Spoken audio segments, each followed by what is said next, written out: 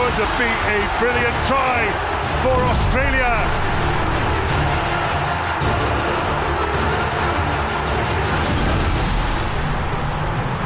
And it's Mike Hooper who scores Australia's second try. Set-piece try, Wayne Cooper. It's working for the gold shirts. They claim the try. Oops, are we looking at a little dump tackle?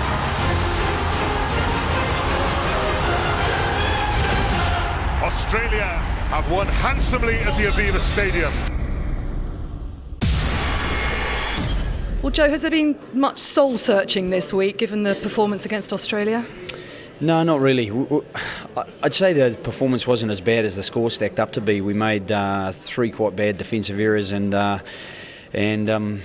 conceded a pushover try from a line-out that we were really unhappy about. But at the same time, we did develop a little bit of play and asked a few questions of them. Got very close to scoring a few times ourselves, and we've just got to be more clinical in that. So it was more about trying to be more accurate. Certainly, you've got to bring the intensity, and that wasn't quite there. And I think the All Blacks kind of do bring that out in most teams. So hopefully we can deliver that today. Only Ireland, of course, stand in the way of New Zealand, and a clean sweep. Does that crank up the magnitude of the task for you today?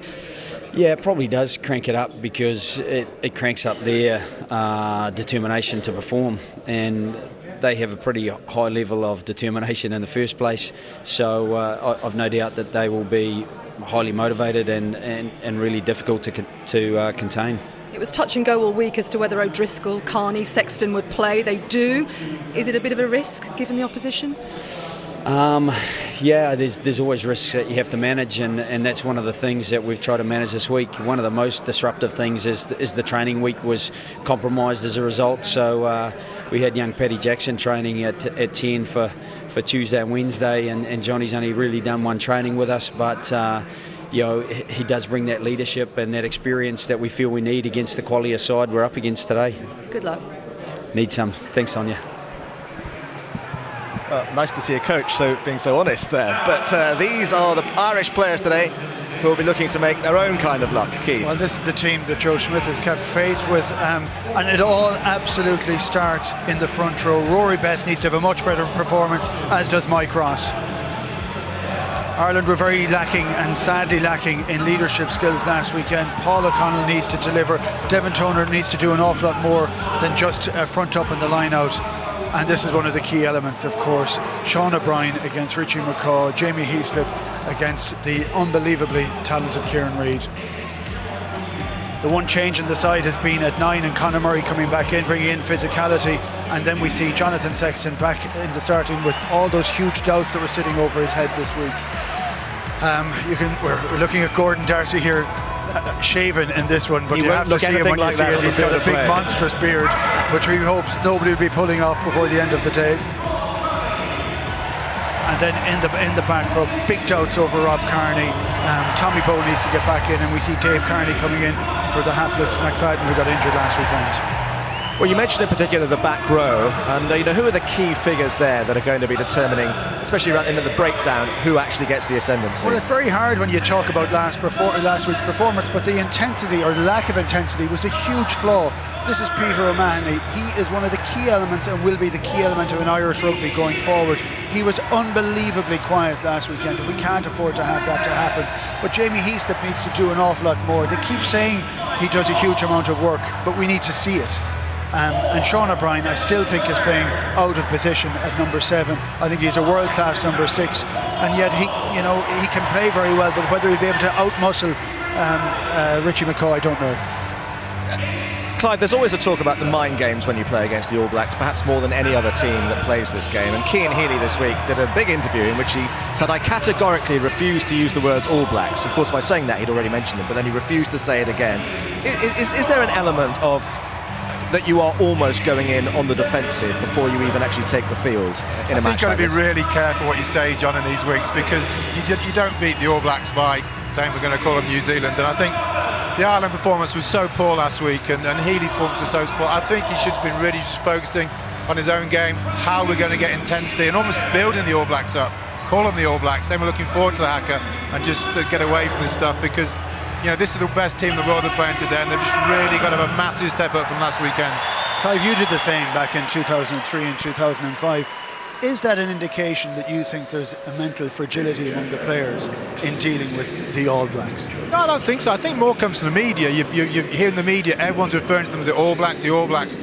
We made a massive thing where this was just 15 players in black shirts from New Zealand, but we didn't try and make it too big a thing. We just want to focus on, could we play the game faster? Could we play the game quicker? Could we score more tries than them? It wasn't about what we're going to call them. I think it just came out in more kind of the media stuff. But it used to drive me nuts at times when the media were really building these guys up into some sort of superstars where potentially they're not. They're just 15 players that you've got to match them, and that's the secret to this. But isn't the key thing often when anybody's playing against the All Blacks, when you actually look at the team sheets, and if you're a player, but if you're involved in the sort of ancillary staff as well, and you think, I wonder how many of our players will get into their side. I used to love that. On the Friday night, I would always list our players against their players. I'd always try to really build it up that there's no one in their team will make our team. Even if deep down you think they would, you wouldn't say that. So you're always trying to just get this across. It is 15 against 15, and they are beatable. Were their eyes rolled to heaven when that was said? Clive, is the question. Okay, well, the great thing, of course, about New Zealand is that even when you think you've got them on the ropes, they somehow or other manage to find a killer punch. Steve, everyone asks, how on earth do you beat the All Blacks? I'm going to ask you what the answer is. Just play better than them, I suppose. Yeah, that's a... I'm not sure. I haven't thought too much about that. I think what we try and concentrate on is making sure that our week's all about preparing well and coming out with an intensity and a purpose and a range of skill sets that make us hard to beat. So I guess that's the way to beat us as well. You'll say it's just another game, but how important is it to you and your players that you finish this clean sweep? Oh, look, when we reflect on it over summer, if we manage to do it, then that'll be nice. But the most important thing is that we perform well. We know that we've got a talented group, and if they perform well, that'll be a reflection of how well we've prepared, what we've done at training, then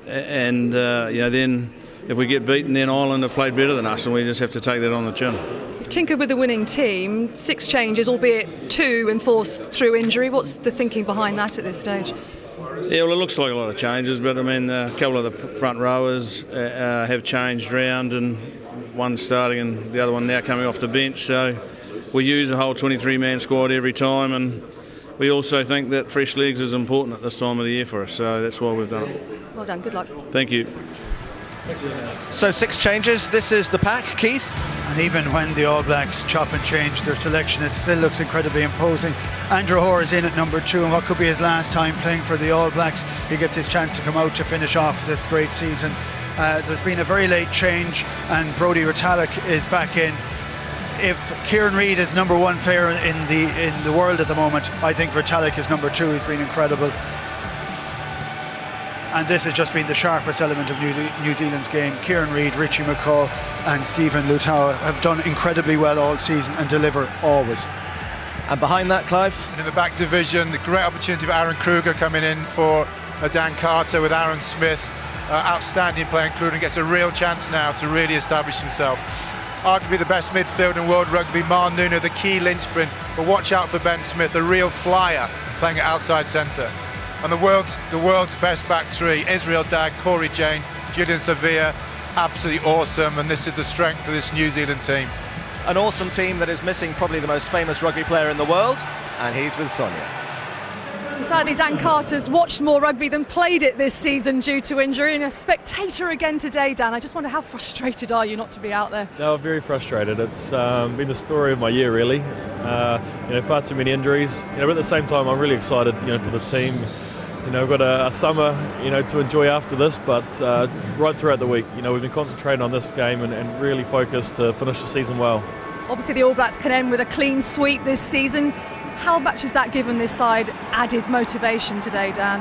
Yeah, I think, we've realised how rare that is. My 11 years, I've never been involved in a side that's achieved that. So, it's important that we turn up tonight and play extremely well, because I'm sure the Irish, they're going to be fired up and wanting to beat us tonight. So, we've got to make sure we go to those dark places and do all the little things well. There's no shortcuts tonight. What's the secret to the success? People keep asking how you do it, game after game, year after year. I think it's just, the environment that we've created. Guys are wanting to achieve, greatness, and when you've got that kind of environment, no matter who's playing, they want to reach such a high level, and we put a huge focus on wanting to get better every week. So we never look too far ahead. As long as we're better than we were the week before, and that's exactly what it'll be tonight. We'll be better than we were last week, and just continue to improve. Hard lines that you're not playing today, but thanks for your time. Thank you. The incomparable Dan Carter, on a different time zone, I think, to the rest of us, but sometimes playing like he's on a different planet, as often does this man. Yeah, I had a conversation with Sean Fitzpatrick about Kieran Reid last week, and he was basically saying that from 3 years ago, Reid has upped the quantity and quality of his training drastically. He's nearly double the amount of training. He's changed body shape. He was a bulkier player 3 years ago. He's become sleek. He's turning up in the back line. He is giving try-scoring passes. He's scoring tries for fun at the moment. Clive, you're one of the great students of stats when it comes to rugby football, but if we show some here, which shows in the matches that the All Blacks have played against France and England, the number of tackles that the All Blacks have made is almost double what their opponents have done. The amount of possession they've had has almost been a half of what their opponents have had, and yet they win. How does that happen? Well, you see the figures here, and I think the key ones are territory. They've had only 40% of the territory compared with France, nearly 60%. Huge amount of tackles, but they've just got such firepower outside. And then if you look at the England figures here, 38% territory and just a small amount of ball really, but it's the firepower. They just know that to get the ball, they've got such amazing players. And against England, against those stats, they made 5 clear line breaks. England made 0. So you can have all the ball in the world, John, but unless you've got players who can break through, really create chances, it's just a very tough afternoon. I think it comes down to patience and decision making. They make the right decision all the time, even if they have to wait 15, 20 minutes to do it. They kick a huge amount of ball, but they don't kick it away. They kick it for territory, they kick it very well. But when they get the chance, when there's a chink in the armour of the opposition, they take it nearly every time. Well, there's the reception for the Irish team.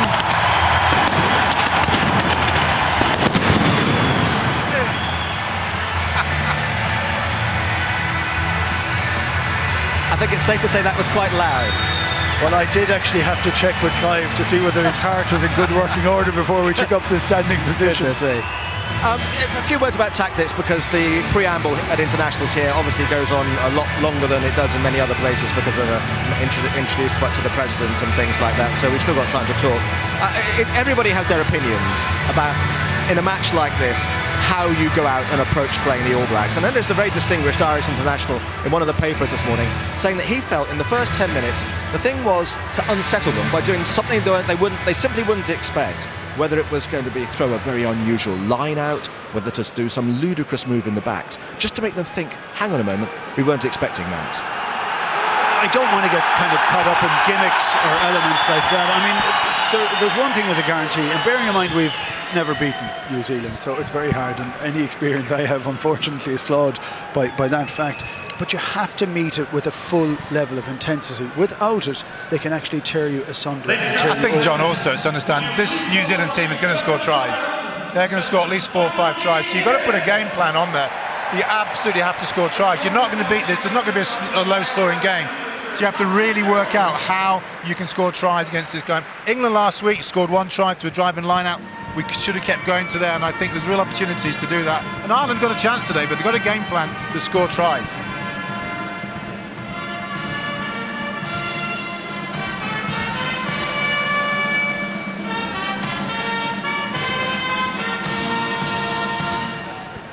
There's the President of Ireland, Michael D. Higgins, and he's accompanied by the President of the Irish Rugby Union, Pat Fitzgerald, and they'll be introduced to all the players. While they're doing that, let's have a quick word with our wise owls up in the commentary box. I think we can see it. Can we see the... Hello? Can anybody Brian, hear you played against the Yes. All Blacks, and you beat the All Blacks. So how do you do it? Well, you just have to make the intensity match theirs, and then when you get, it is so simple and trite that it's almost not worth saying, but you just have to be more accurate. England last week they made as many carries over the gain line as anyone has done in the last year against the All Blacks, and still the All Blacks ended up scoring 3 tries. And if you allow that to happen, then you are going to be on the wrong end of the result. In one way, it's very simple as an aim, but it's very difficult to achieve. Probably ought to say as well that the All Blacks are big, but they're not actually that big. The President of Ireland is actually not that tall, which is probably exaggerates the differential in height there. Philip Matthews, afternoon to you. How do you view this afternoon? With a measure of trepidation or perhaps a bit of hope too? Well, I think Joe Schmidt looks at it with a measure of trepidation as well. His comment to Sonia was, needing that little bit of luck, and he's absolutely right as well in terms of the intensity is needed, but also the head, because if Ireland, particularly in defence, don't have the intensity but don't have the organisation, they could be cut apart very, very early.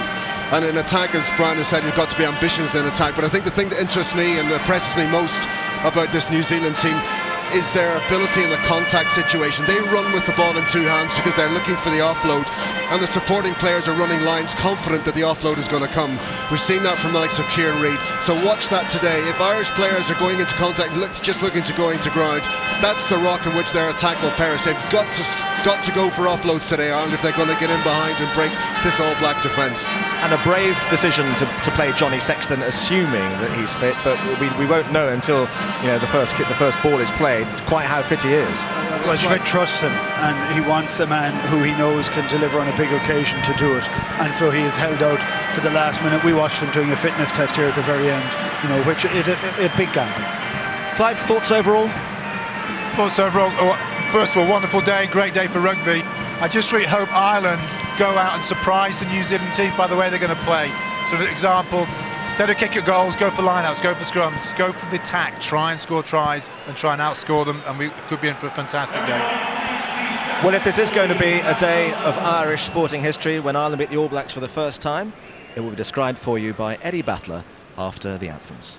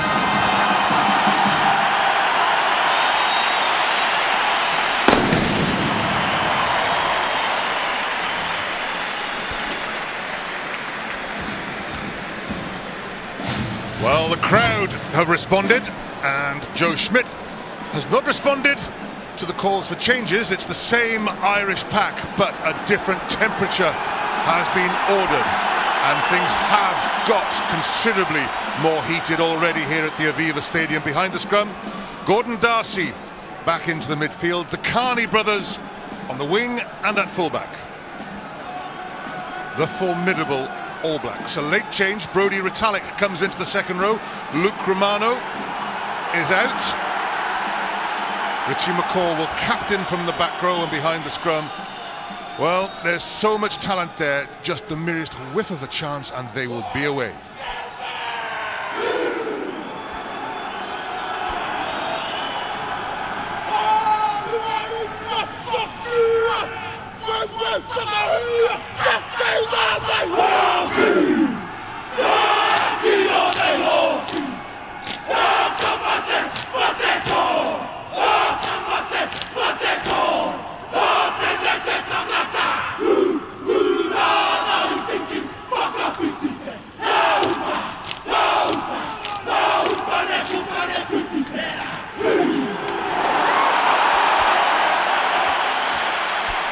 The All Blacks have their own way of raising their core temperature. Brian O'Driscoll, can he beat the All Blacks for the first time? Can Ireland for the first time ever beat the All Blacks? 26 losses, 1 draw, and this team played 13, won 13 this year. Good afternoon, Philip Matthews. Good afternoon, Eddie. And I'm just looking at those Irish faces facing that haka. I can see a lot of emotion in this Irish team. Cian Healy has spoken quite a lot during the week. There's an awful lot of emotion there, so there'll be no shortage of passion. Can you feel the heat, Brian? Well, you can, and Ireland actually have more starting caps, so they have the experience on the field. Whether or not that translates into the sort of performance that's needed remains to be seen, but let's look forward at least to a cracking test match. Today's referee, Nigel Owens of Wales.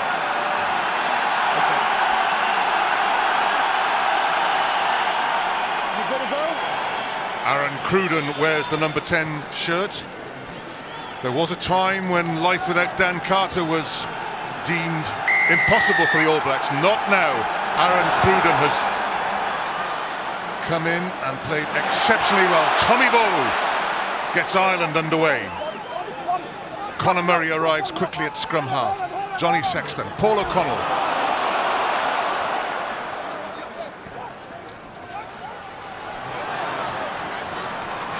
Rob Kearney.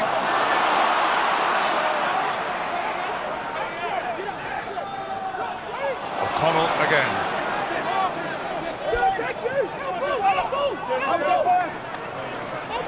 The All Blacks have earned themselves a turnover. Aaron Smith, their scrum half. Cruden. Israel Dag, scragged down by Devon Toner and Dave Kearney.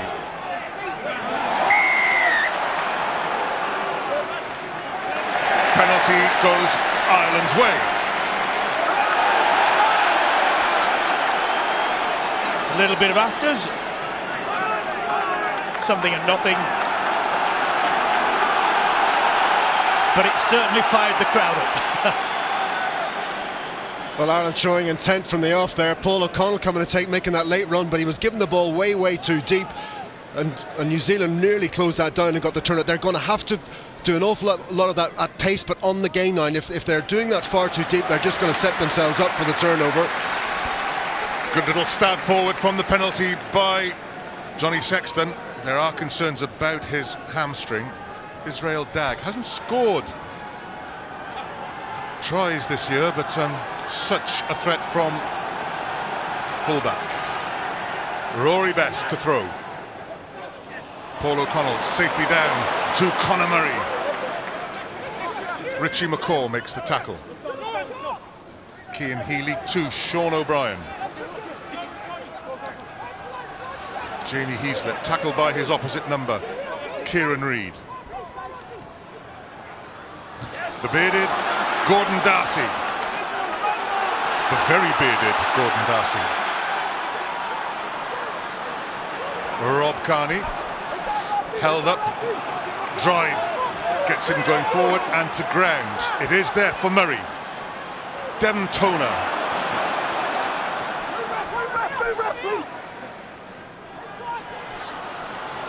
Darcy to O'Driscoll, came off New Zealand, and that is good, promising play. It's a knock-on, we'll have a scrummage. Well, Ireland have the confidence to take the ball through phases. They just need to be closer to the gain line to make sure they get over quicker and get the requisite numbers in to win quick ball. Paul O'Connell there. Oh, the fine margins, aren't they, Philip? You know, that was a good line-out win, but it was just slightly too far outside the scrum half's reach. It just spoke a little bit, which slowed everything down. You need to be precise in everything, and here is another aspect which, let's face it, is open to interpretation. Yeah, as last week against Australia, the Irish scrum was not coordinated. They weren't making that hit as a solidate. They really need to do that and pay a lot more respect to the New Zealand scrum if they're going to get parity. Bind! Set! Yes, 9! Good strike, good scrum by Ireland.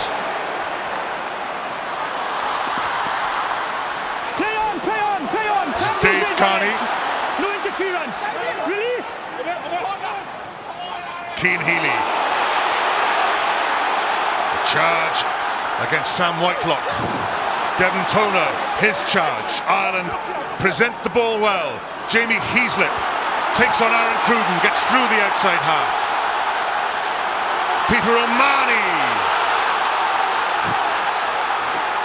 Conor Murray, is he down? What a start it would be for Ireland.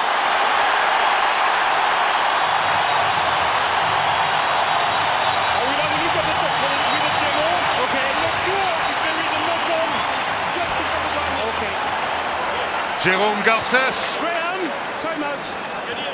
advises Nigel Owens, but we're going upstairs. Graham Hughes, the television match official. Question yes or no. Therefore, he's going to have to find something. Well, that's down. That's a try. And that's a fantastic start by Ireland. Oh. Philip. Well, as a neutral, what do you say? There was a hint of a knock-on there. Does the ball hit the ground? It does. I didn't see from the other angle. I didn't see this. It looks as though it's just come out. I think that might have been knocked on. I think the ball has come out of Conor Murray's grasp, hit the ground, and then he's got the pressure. Well, a good job, we're both wrong. Well, we needed that one. That was a great phase that Ireland went through. They really got themselves on the front foot, and role reversal. New Zealand defence very static, very much on the back foot, and allowing Ireland to boss the contact zone. The decision that mattered, Graham Hughes. The try is awarded, and here is Johnny Sexton, and the giant roar gives way to the famed Aviva Stadium hush.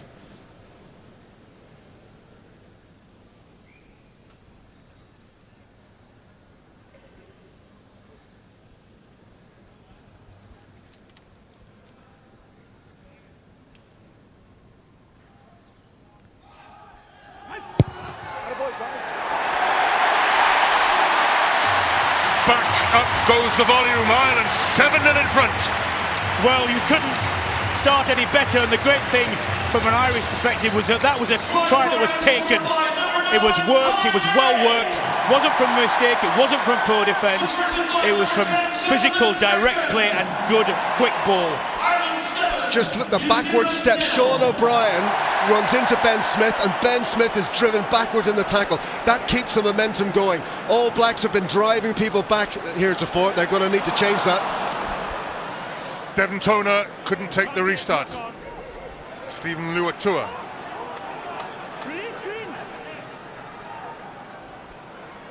Cruden gets through Jamie Heaslip's tackle. Nono. Aaron Smith, Israel Daggs puts it through, and well, they are so good at turning the half chance into a try that Ireland might have some relief at only a line out. Well, having not taken the restart, Ireland will be thankful that the All Blacks didn't finish that off, and they have an opportunity for a very crucial throw and catch here. But what they really can't afford to do is give points away immediately after taking, a 7-point lead. Rory Best finds Paul O'Connell. Here's Sean O'Brien. In attack and now in defence. Ireland are having a fantastic start. That's not gone very far from Conor Murray, but it's back safely in green hands. Toner, Johnny Sexton, Brian O'Driscoll.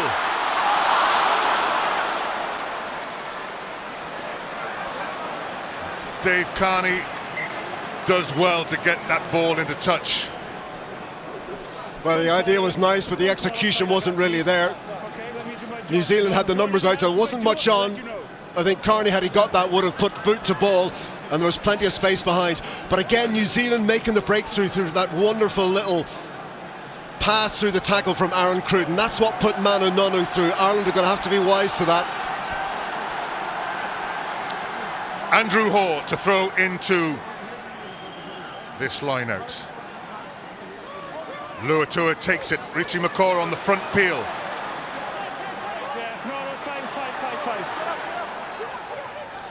Charlie Fa'amuina, the prop. Aaron Smith, tackled by Sean O'Brien. Inches now from the line, the All Blacks. Hands away, it's a red black. Back. Cruden, Nonu. Brian O'Driscoll tracked him well. Paul O'Connell comes flying in, referee waves play on. Turnover for Ireland. It's as good as scoring tries as Johnny Sexton fires it down to halfway. Israel Dag. Heaslip this time does make a tackle. Conor Murray. That's a good kick behind Corey Jane.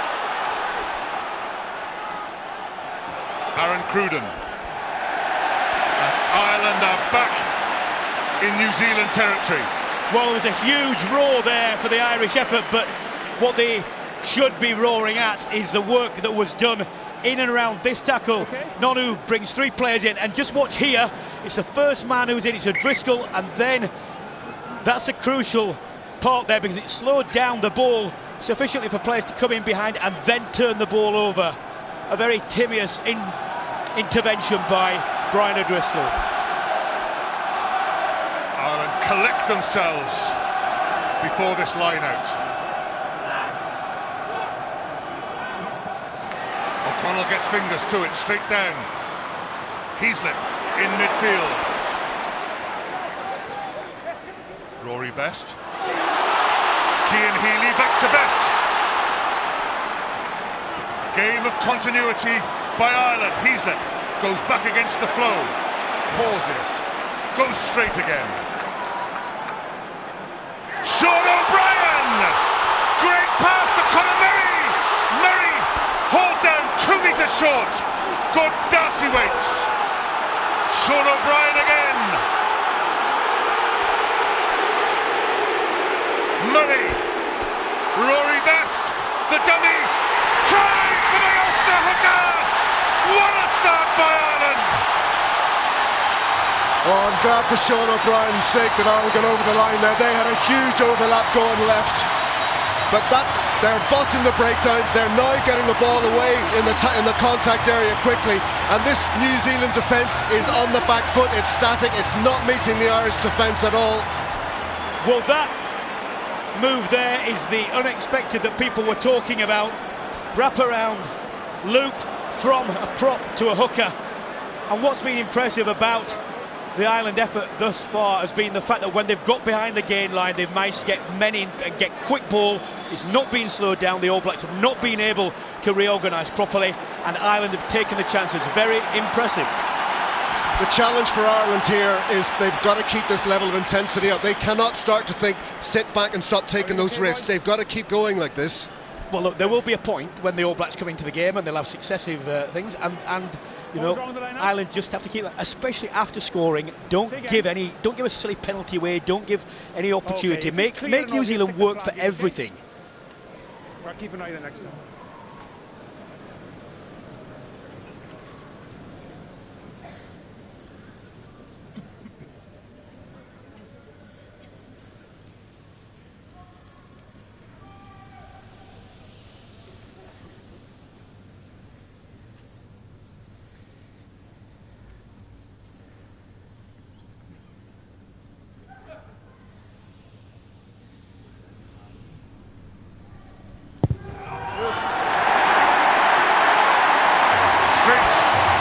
Giant glass wall of the Aviva Stadium, and between the posts, Ireland lead 14 points to nil, 2 converted tries. New Zealand have been rocked by the ferocity and the skill level of this Irish start. Jamie, he's been particularly prominent, making the gain line and getting beyond the gain line, really getting this Irish attack going forward.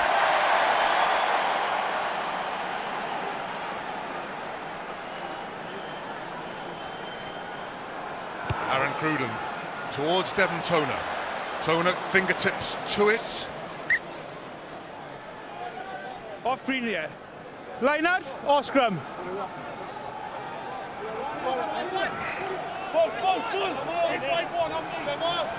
Andrew Hoare dries the ball. Richie McCaw having chosen the line out. That's good. It's easy to move you, so you take a step. Good man. Stay green.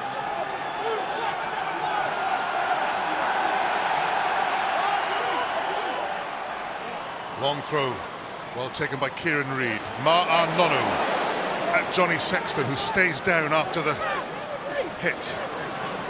Ben Smith, candidate for Player of the Year. Cian Healy makes the tackle. Aaron Cruden. Sean O'Brien hauls him back.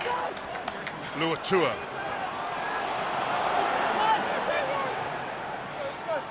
Ma'a Nonu. Mike Ross with the tackle. Ben Smith, candidate for World Player of the Year. Ireland away, come away with it yet again. Tommy Bowe, did that go forward? Play on, says the referee. Ireland have stolen ball again in their 22, and away they come through Gordon Darcy. Long to Sexton. Little stab through Sexton. Play on, says Nigel Owens.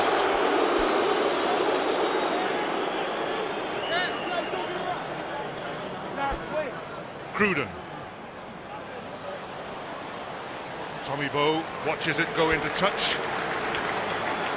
One thing was interesting, the All Blacks had extra numbers on the left when they moved there. It wasn't quite, that's subsequent to what I'm going to describe now, it wasn't quite the rush defence, but Brian O'Driscoll was up in front of his inside backs, and that closed off the option, forced New Zealand back inside, whereupon the tackle was made and O'Driscoll did more defensive work. Time out. Nigel Owens stops play. Rory Best is having attention. Here he is, the hooker, try scorer. That looks sad. Shake of the head.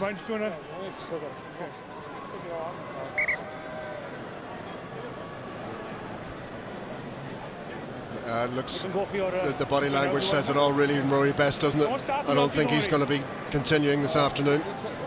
Sean Cronin already poised to come on. Well, while he was on, what a quarter an hour for Rory Best, and how sad it is to see him go. And the Irish must hope that doesn't stall their momentum, because the line-up was working well. He made the obvious contributions in the loose, but it's right at this phase, the set phases, which are absolutely crucial. Time on. Here is the new man, Sean Cronin. Devon Toner safely found. This is Sean O'Brien, and this has worked well for Ireland. Okay now. Still moving. And moving well. Richie McCaw. He's offside, but not pulled. Penalty advantage to Ireland. Well, Ireland can do no wrong at the moment. The best thing about this is not just the technical discipline which they are showing and they're driving them properly, is the intent. It's the ambition to do that and say, right, we'll set our stall out. You know, we don't care that you've got the reputation that you have. We're going to do this, and we're going to do it successfully. Absolutely, and that's a real indication that Richie McCaw in desperation. I mean, not only coming from the side, it was the back of the side, wasn't it? It was, and that's something that Nigel Owens really just had to think. That will have marked New Zealand's card. They're going to have to be mindful of that. If Ireland can maintain that momentum up front, penalties will start to come. It's a great penalty coming in the back of the side.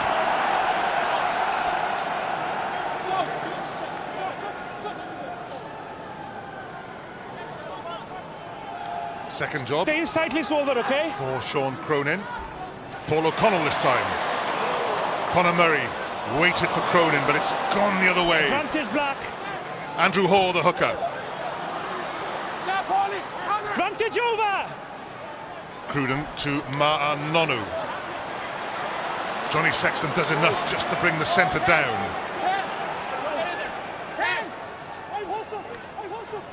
Cruden through the gap. Gordon Darcy cut off the pass, but here goes Aaron Smith.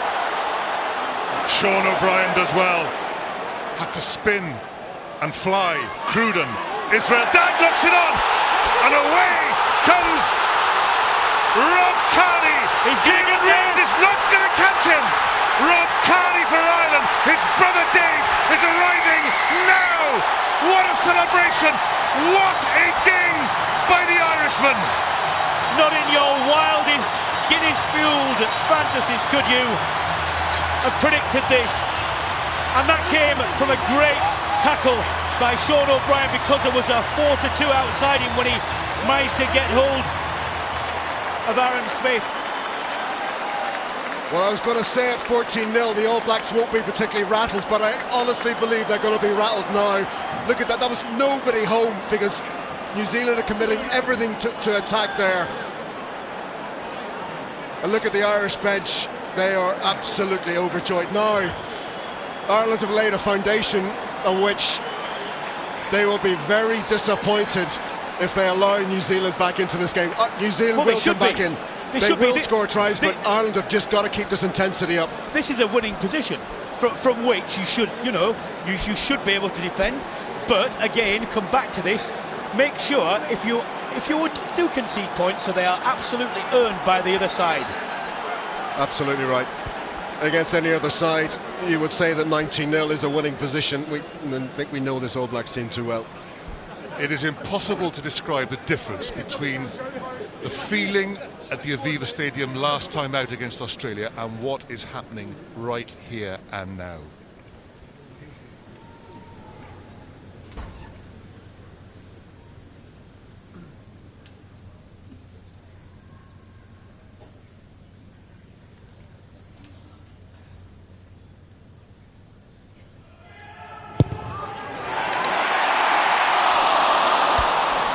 The first blip, because it comes off the post, unconverted, 19-0, Ireland lead.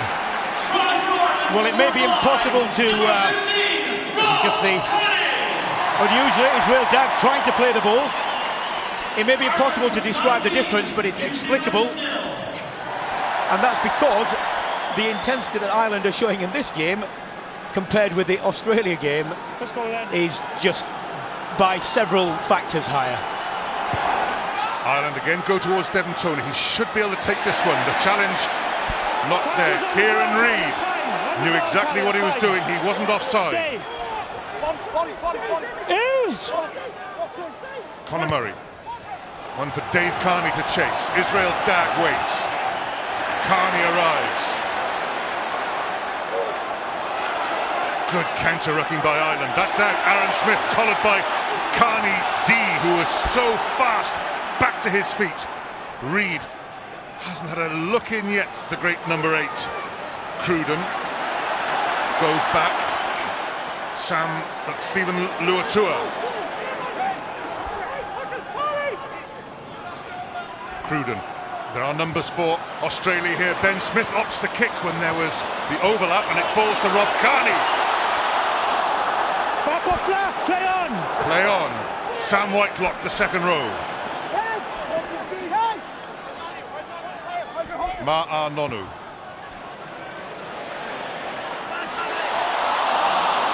Ball is out.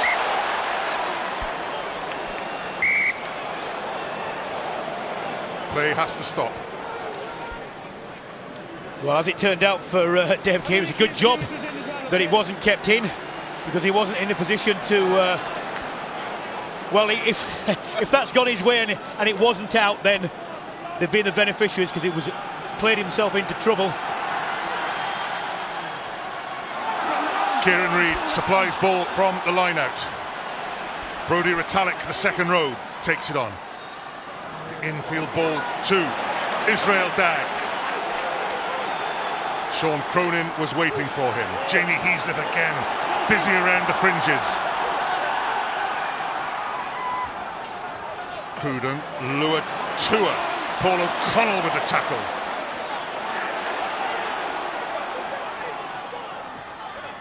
Sam Whitelock. Sean Cronin tackles the big second row. Ma'a Nonu. Johnny Sexton, the tackler.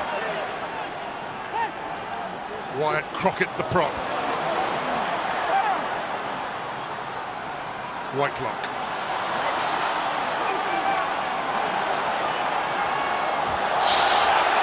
Untidy pass, well picked up by Aaron Cruden. Luatua fires it infield. Brodie Retallick for the line.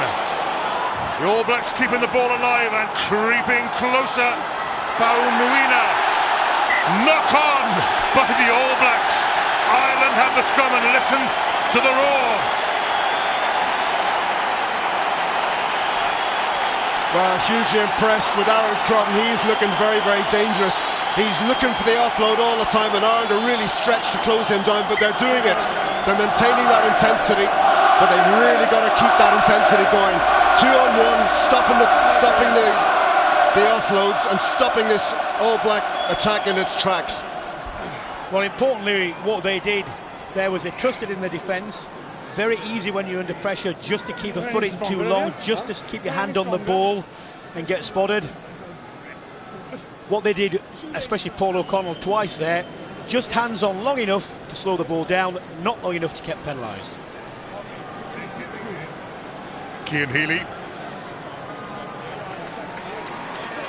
Sleight of hand by Aaron Cruden. Stephen Luatua keeps the ball alive. Lovely piece of dexterity coming up. Yesterday at Wembley, the similar one to the Rugby League semi-final resulted in a try. New Zealanders are involved in a couple of contests this weekend. The mighty All Blacks, 13 victories behind them this year, are trailing 19-0 at the Aviva Stadium in Dublin. Time on. Go in, Greg, you call this, okay? I'll watch you as well. Crouch. Bind. Set. Yes, 9.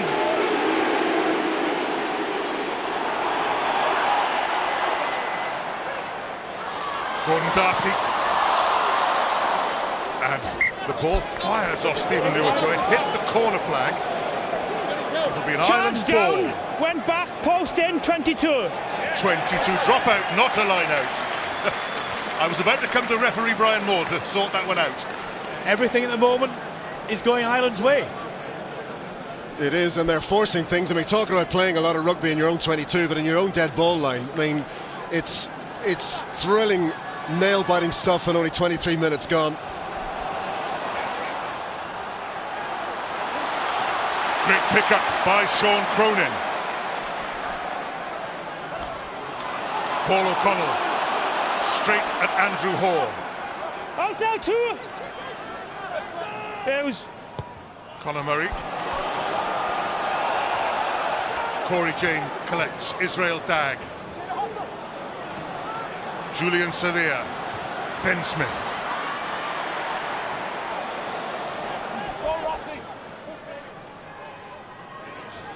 Richie McCaw to Aaron Cruden.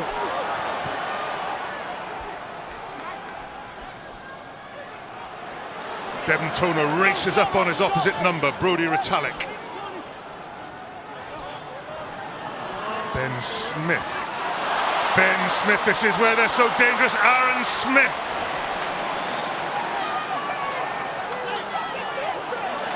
Andrew Hall, collared by Rob Kearney.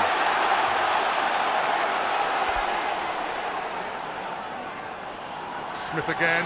Corey James, Stephen Lua-Tua. Dave Kearney hangs on. It's Tommy Bowe who hangs on to an ankle. Kieran Reid has to stoop and gather. Cruden, the little stab through. It's going to be a try for Julian Sevilla. The All Blacks are back in this game. Well, it was a well-worked try. It was on from the moment that the Irish backs came up and were stood static. Having said that, it was a very intelligent play to see where the gap was for the kick. Yeah, this has been coming a while now. Heretofore, Ireland have been able to snuff out the attack by closing the ball carrier down midfield. But that space and the width on this All Black attack, look at that. Ireland had about 2 or 3 men out there, but All Blacks really had the numbers, and that little kick in behind, there was plenty of space in behind, and Sevilla, well, he knew what was coming. Aaron Cruden has been playing a really smart game so far. Well, I mentioned earlier on the way Brian O'Driscoll had come up and the fact it had forced the New Zealanders back inside. This time they solved it. Aaron Cruden with his right foot adds the 2 points, but it was the little kick through with his left boot. Inch perfect. I tell you, although not many people may link this, if you think about it, Ireland actually won the restart 22, and the kick that they put up was the first kick that either didn't go very long or landed with chasers on it, and from there New Zealand worked the position where from eventually they scored. Ireland cannot afford, if they're going to do a kicking game, it either has to be behind and make players turn, or they've got to get men under the ball so that the New Zealanders do not have space.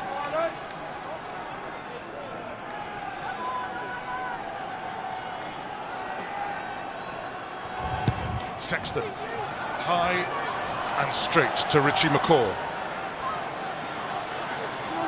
Mike Ross helps Sean O'Brien bring the New Zealand captain down. Stay black. Okay. The Kearney brothers together. Sexton Let him go. puts it back into the Dublin air. Tommy Bowe goes up, gets a finger to it. It's back on Ireland's side. Peter O'Mahony. Open play, no offside. Conor Murray picks up the ball. The forwards arrive. Big Devon Toner at scrum half. Sexton, Gordon Darcy, Rob Kearney, Sean Cronin.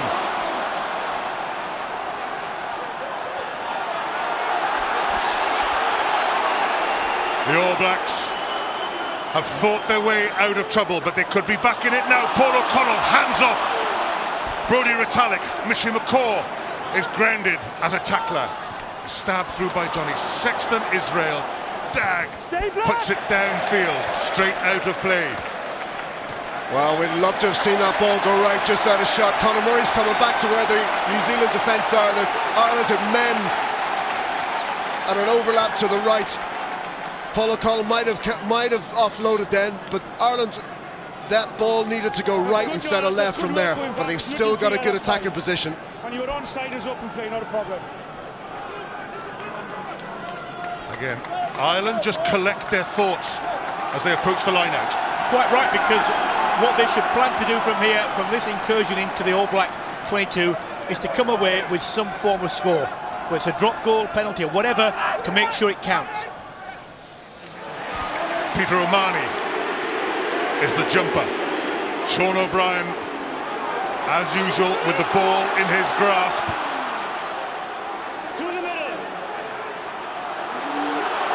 Good drive by the Irish forwards. They know that the All Blacks are trying to come through the middle.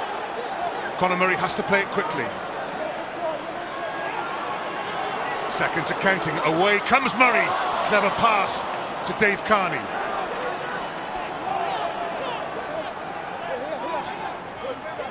Cian Healy takes on McCall and smashes him out of the way. Sexton. Brian O'Driscoll through Nanu. Please. Mike Ross wasn't expecting it. Makes ground. The tight head prop. Everybody's involved for Ireland. Gordon Darcy brings play back the other way with black shirts hanging on to him. Sean O'Brien with the pickup.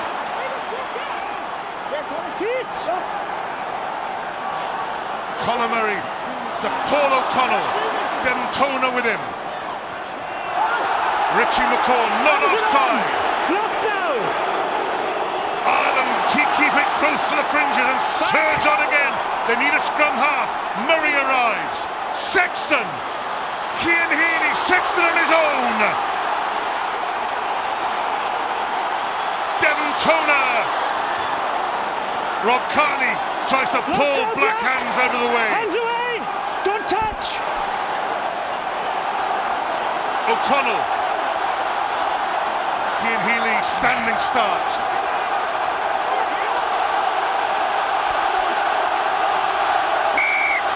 You can't go from there. Nobody's fault. Green forward. Green ball. Green ball, that's the important thing. It's fine. You can't get away from there. No problem.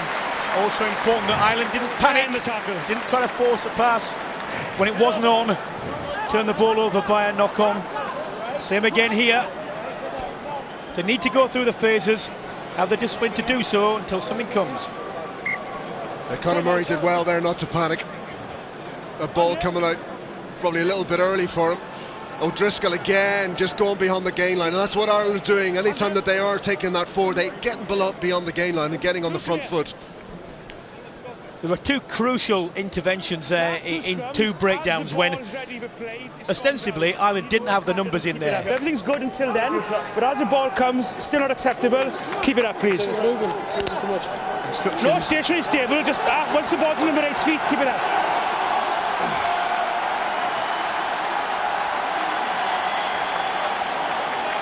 Middle line changes a bit, so yeah, well, you change with it. Scrimmage. And to the middle, not off it. Time on. Referee Brian telling the scrum half to put it in straight. Well, it's fine telling him to do it. You've got to make sure he does. We're all good until the ball's at the number 8's feet. Keep it there. Time on. Wyatt Crockett, Andrew Hoare, Charlie Faumoina. Crouch. In the All Black front row. This is Conor Murray. Bind. Set. Yes, 9. Straight through, and here comes the Irish surge. Murray though feeds Gordon Darcy. Penalty to Ireland. Offence at the scrummage. Whip wheeling and down. Down. 1. Well, it's a very solid scrum by Ireland. Might like to have seen that ball go wide on the back into traffic, but looks like they've got a bit of an edge there, Brian. What do you think? Or is that just a one-off? Well, New Zealand decided to wheel to try and counter that, and the important thing was that the Irish tried to stay square. And of course, if you look at that, why would Ireland want to wheel from that position? In fact, they didn't, and they got the benefit because they tried to scrummage straight. I thought there was a high tackle in midfield anyway. Mike Ross, well, he was savaged for his scrummaging against Australia. Today, the individual is different. The collective performance is different. Well, I think particularly in scrummaging, Eddie, yes, the collective is different. They seem to be scrummaging as one today. Fast the balls come in, so I'm dealing with it clear and obvious, okay?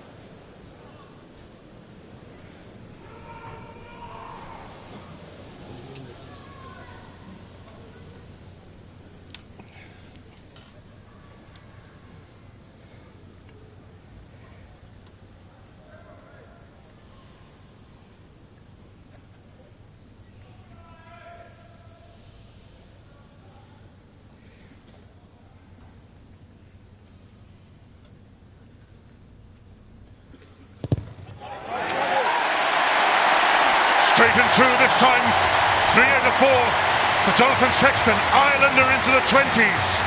Joe Smith, the coach, must be delighted. Only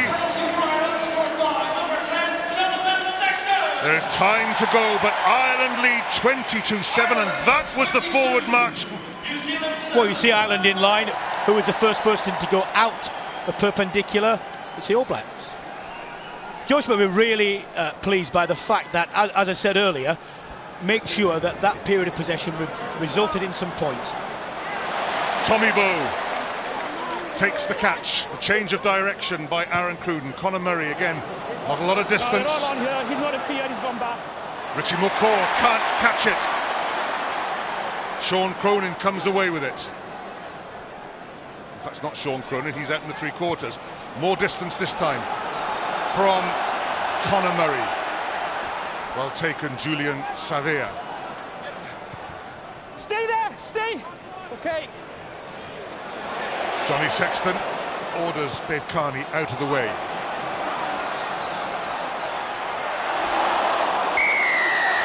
Penalty against Ireland.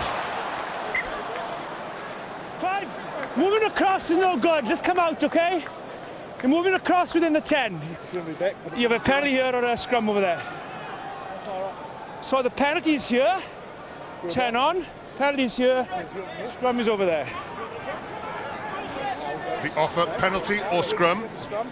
Major debate going on. It's not that difficult. Scrum. Graham, we're going back to the and right that was place for here, obstruction on Aaron Cruden yes. by Paul O'Connell. We didn't really see that. Say again. Try and meet the line here, okay. Oh my word, we're going back for the penalty now. Well, once it's chosen. My fault, I told him the wrong place, we'll go with the penalty, okay? My fault, I told him the wrong place. Oh, well, that's the explanation. Yeah, Paul was offside, within the 10. Cheers, Graham. He was offside, it wasn't obstruction. Paul O'Connell needed to retreat from that kick. Well done, Rob Carney. Under pressure now from Corey Jane, but Ireland are back in the New Zealand half for the moment. Kieran Reid, Stephen Luatua, Israel Dag to Julian Savea, the try scorer. So dangerous, but Sean O'Brien with another tackle. Gordon Darcy, who has also tackled his socks off in this first half. Kept this one up as well. Ireland put in, and another huge roar goes up. Well, the intensity here, everybody is putting themselves forward and getting it. Gordon Darcy on 2 or 3 occasions is coming in and making tackles where you're expecting your forwards, your back row to make tackles. The work rate off the ball on behalf of this Irish team is a quantum different from what it was last week. Well, one feeds on the other, doesn't it? The crowd atmosphere, the performance, cyclical.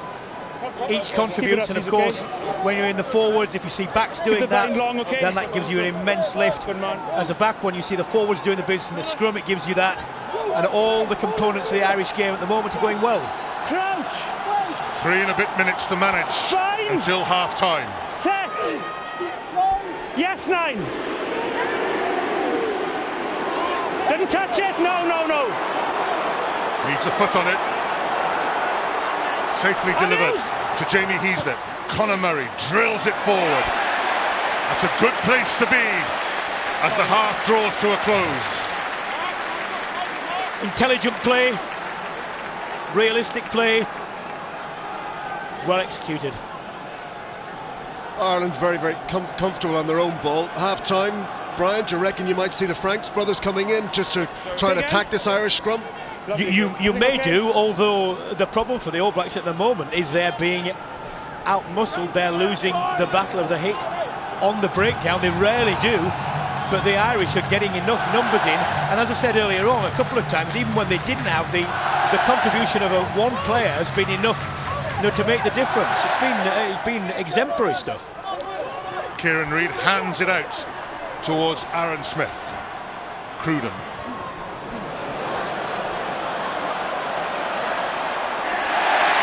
Fabulous catch by Brian O'Driscoll, who keeps going, crawling on all fours, but making ground. Paul O'Connell Offloads Tommy Bowe off the right wing.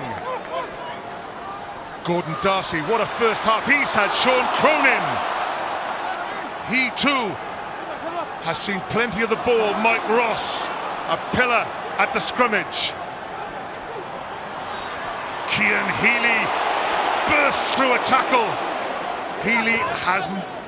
It'll be interesting to see how many yards he has made, how many players he's just smashed out of the way.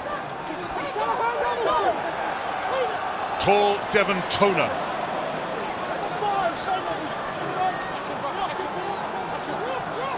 Paul O'Connell waits.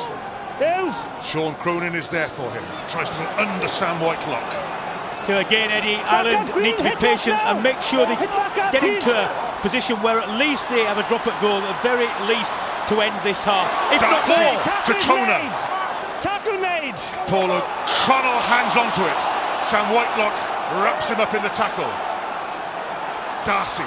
Again, Darcy hops out of a tackle, delivers the pass. Sean O'Brien. Will we see a drop goal from Sexton? He's not in position yet. Cian Healy.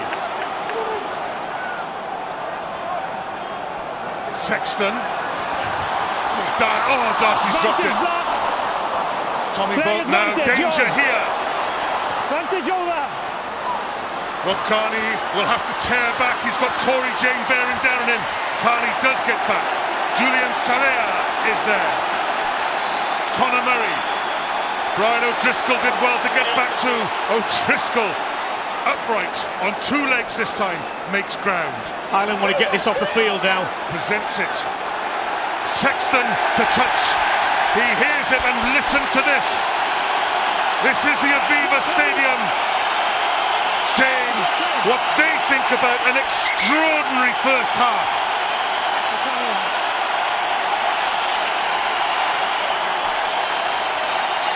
Half-time, the interval. Ireland 22, New Zealand 7. Well, there is very little to say about the Irish performance other than everything has been out of the top drawer. They must be exhilarated. The important thing is to be level-headed, to keep disciplined. There will be times when New Zealand come back, but tremendous. Thank you. Difficult conversation to have in the Irish changing room. They won't have prepared for such a lead. But they were so intelligent as well as intense. Can they keep it going? Well, it's a big question, isn't it? Can Ireland keep that going, and what are we going to see from the All Blacks? Because they need to bring the level of intensity that Ireland have brought as well. Aaron Smith, the scrum half. Stephen Luatua, and Sean O'Brien straight into the action as a tackler.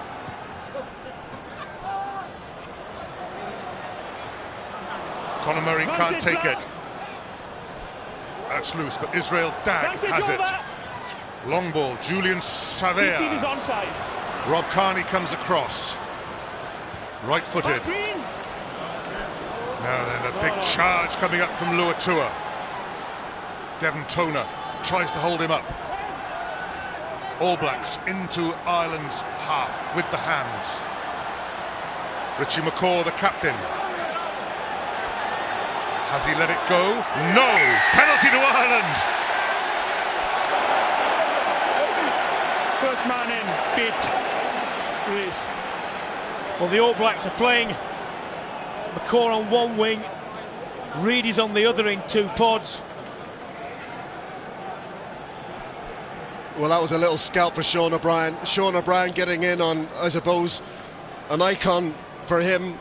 And it has to be said, I think Jamie Heaslip has probably raised his game playing against probably the in-form number 8 today. And that's a wonderful, motivating thing as an individual level, whatever about playing the All Blacks, but playing the best in-form player in your position. And so far, certainly in that first half, Jamie Heaslip, and it has to be said, Sean O'Brien have both responded. Well, you have to say Sean Cronin has done his job as well when he came on. Difficult circumstances with Rory Brest withdrawing, but he's been spot on so far. There again. Devon Toner. Jamie Heaslip out in midfield. Cronin. Wits for Rob Carney. What? Flat pass. Forward? not flat, forward. My comms are not working, lads. We're going to have a breakdown here, a break rather. Sorry, lads, my We are on communication the is verge down. of a breakdown, Forward but pass. there is a Very breakdown good. in communication. Well, Nigel, we can hear you. You just can't hear each other. And I've got to stand somewhere. I'll try to go give you away, okay? There's no way I After couldn't you've hear credit- anything was called there. have to give credit again for him and his officials. I think they've been very good today. This is it was only marginally, but there you are. It's been called. But that was the sort of trick play that we got in the first half that resulted, with the best run off Cian Healy, and it's the sort of thing been thrown into the mix just to make the All Blacks think. It requires a lot of confidence, though, and that is illustrative of how Ireland feel. Look how relaxed they are. Rob Carney sharing a line with a joke with Nigel Owens. A joke. Do you want to rephrase that? Sorry, yeah. Changes in the All Black ranks at hooker. Dane Coles comes on instead of Andrew Hoare, and that might be a farewell to the All Black shirt from Andrew Hoare. It may well be. Dane Coles is known as more of a performer in the loose, but actually first he has to do his job here, because this is an area which has not gone well for New Zealand. Ireland scrummaging is all about concentration. The difference 1 week to the next can simply be that, is whether or not you're committed to it and whether or not you're concentrating. Coming on. What's three coming? Crouch. Brace. Bind. Set. Yes, 9. Perfect. Keep it up. Reid feeds Aaron Smith, who then switches. Ma'a Nonu, Ben Smith.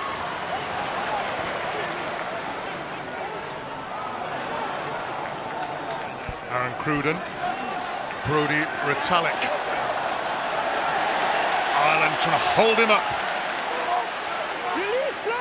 Advantage being played. Knock on by New Zealand. Ireland have the put in. Eddie, most people wouldn't have seen this because it happened and the ball was away, but there was an Irish player who fired into that breakdown that pushed the receiving All Black just a couple of inches back, and that delayed the pass. When that's multiplied as you pass it along the line, the Irish defence is then about 2 yards further up. Very small things are going well for Ireland. They're doing the things that really count. Crouch. Sean Cronin replacement against Dane Coles replacement.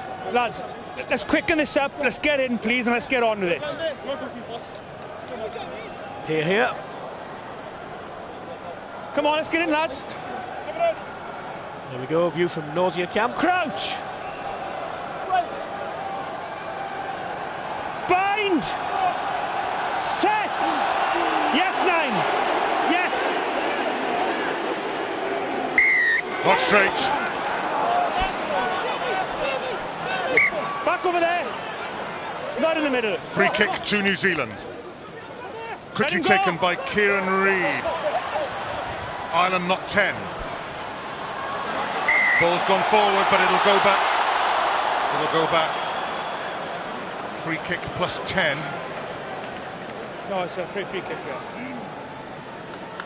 Just little bits of indiscipline creeping in. Came from the crooked in, then not retreating 10 quick enough for the penalty. New Zealand opting for the scrummage from the free kick. Again, I go back to what I said in the first half. If Ireland were to lose because New Zealand take all the points and they've tried it, then fine. But don't give them things. Don't give them things by not getting back, by arguing the decisions, advancing, free kicks that should have been further back, etc. Middles, as the last one, okay? Crouch! Bind!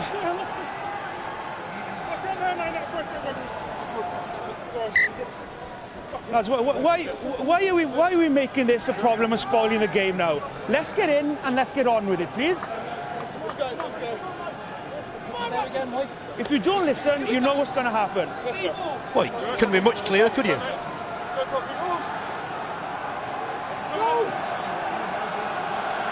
Crouch.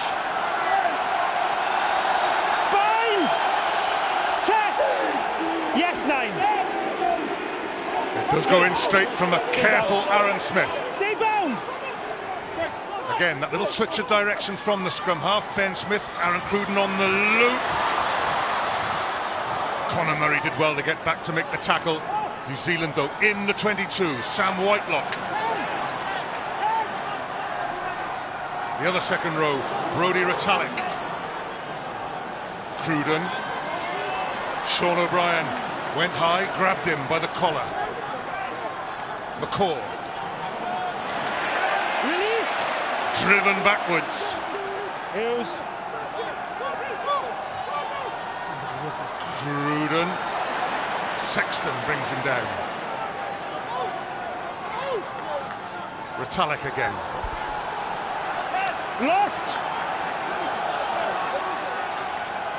Ma'anonu. Tommy Bowe intercepts.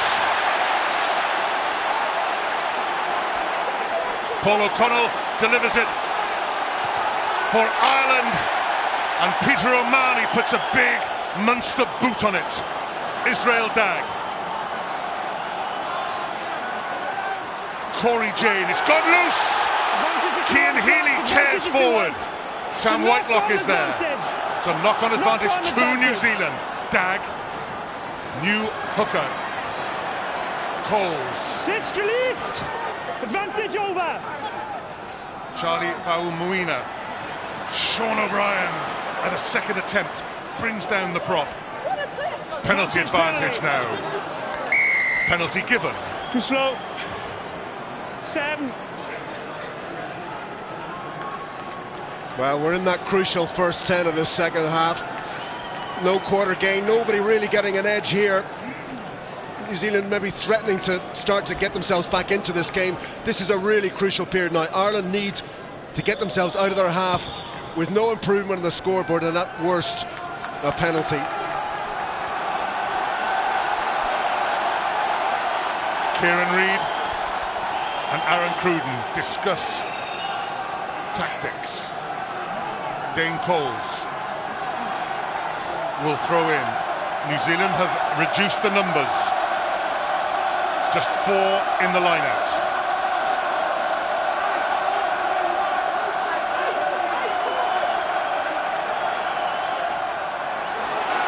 Picked up by Devon Toner.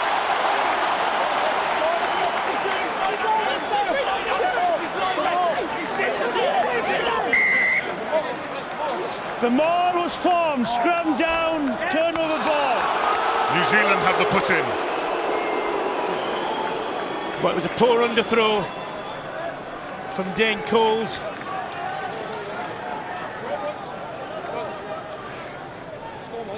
Oh, he got in the air well, Devon Toner, 6'10". That's why he's there. He's improved his ball carrying, he's improved his general play. And that's why Ireland are now taking full advantage of that additional dimension in terms of your defensive line that that height gives them. Crouch. Same standards now, please. Bind. Set. Yes, 9. Rolls in. Kieran Reid puts in a boot. It's out for Aaron Cruden. Savia with O'Driscoll just bringing him down. Smith again. Cruden.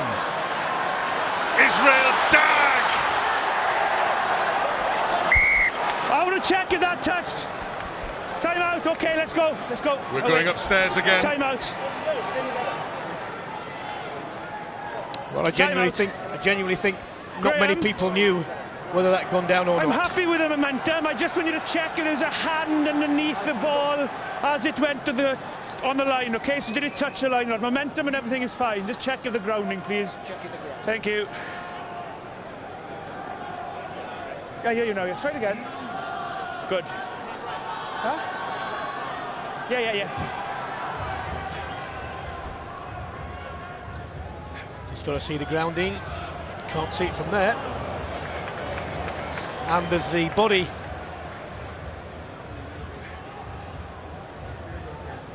Nor there.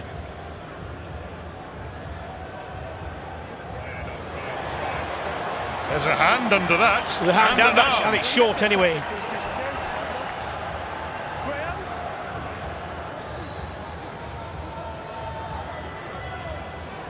Yeah, okay, show me that other angle again, please.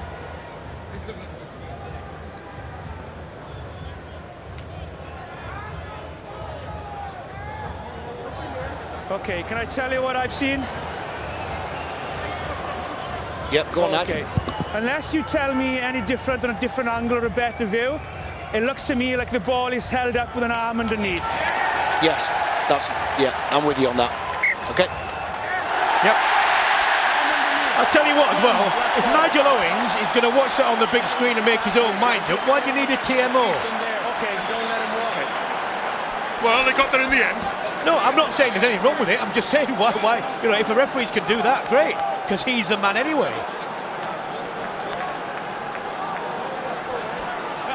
Is that the moment? Philip is talking about this 10-minute period. It's coming to an end. We're nearly up to 50 minutes in Ireland. Still lead just keep it going now. By 22 points to 7. Well, you can't really see it, but Julian Silvea is as close as he can get to this near touchline.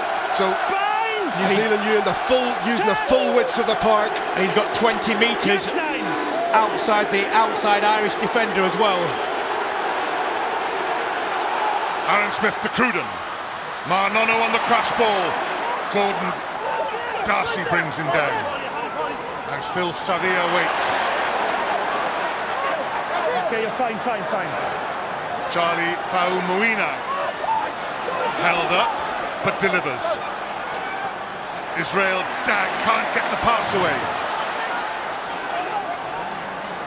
Ball is out. Yes. Ball's out. Cruden has to wait because Aaron Smith couldn't find him first time. Inside to Sam Whitelocks. Has to pause. It's called. Rough call. Marnono. Dag again stripped by Conor Murray. Tommy Bowe goes into play scrum half. The heroic scrum half is buried, but what a job by him. Wait, penalty to New Zealand. Oh dear. Now if that was a bit of gamesmanship to try and give extra time, it was dull. Number 4 came right in and took the chaser out. Against Devon Toner.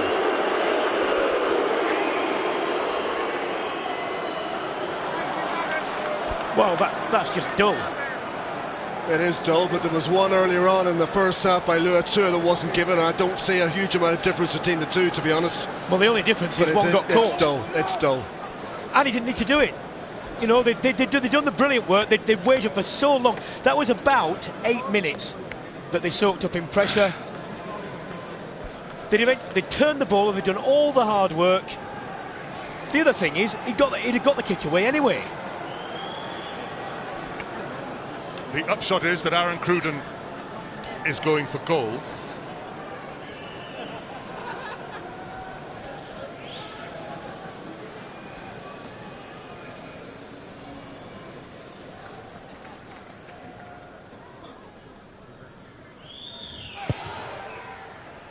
"12 minutes into the second half and the gap closes." I think the stat for the first half was 0 penalties conceded by Ireland. Worryingly, Ireland has started to resort to giving away penalties in the second half. They must stop that. Although I would say, Phil, if you had at the beginning of that period of sustained pressure said, look, 8 minutes will run down on the clock and we'll only give 3 points away, then I think you'd give it a fair swap, wouldn't you?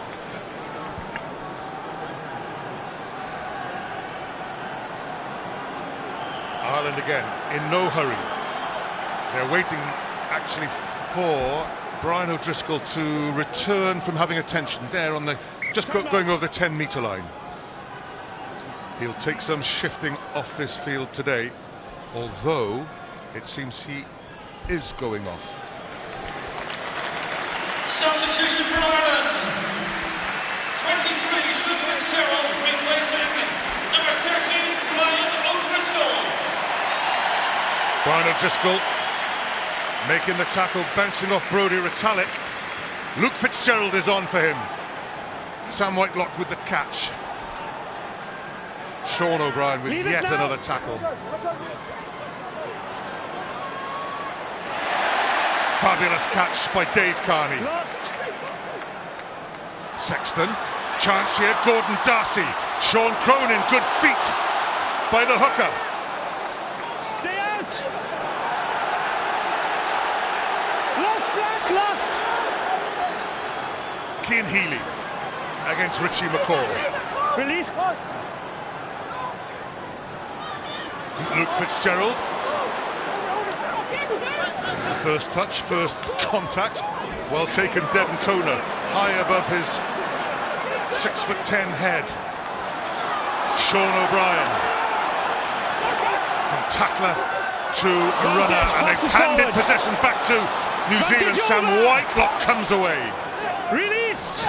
Jamie Heaslip with the delaying work. Ma'a Nonu. Good tackle again by Conor Murray. Outstanding performance by the scrum half. McCaw to Dane Coles. That's brilliant work. It's back in green hands. Sexton. Gordon Darcy on his own, on his feet still. No, it's gone loose. Retallick. Murray again. Away green. Tommy Bowe did well. Advantage being played. Savea to Ben Smith. Peter O'Mahony, what an important tackle that was. Lost green, lost off your feet, lost. Penalty to New Zealand. Peter O'Mahony limps away. What did I clearly ask you earlier? You had the ball off your feet, then you must release. I asked you quite clearly down there. Back you go, please. Sean O'Brien was having the lecture. Well, that's an accurate representation of what happened. I was about to say just before that, before he hung on, that he'd done the right work, you know. He'd slowed the ball down, only needed to let go of the ball. The Irish defence had already managed to recoup because of his work, just that bit too far. And look, whether you agree with it or not, if a referee tells you, you've got to stop. If I have to speak to him again to release and he doesn't, it may well be more than a penalty, okay? The yellow warning, the amber alert. Well, whether this is a matter of subjective, obviously a matter of opinion, but if I made a mistake, you have my apologies. The way that Nigel Owens talks to players, the way in which he controls the game, I think he's top draw. Very clear, concise.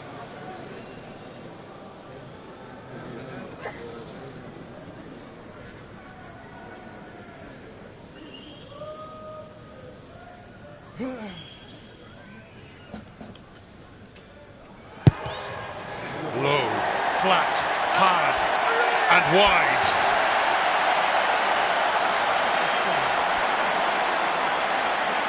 Say again. A miss by Aaron Cruden. Brian O'Driscoll on the touchline. Replacement for Ireland. Kevin McLaughlin comes into the back row. Peter O'Mahony was limping. He still is limping. What a game the number 6 has had. Okay. Time on.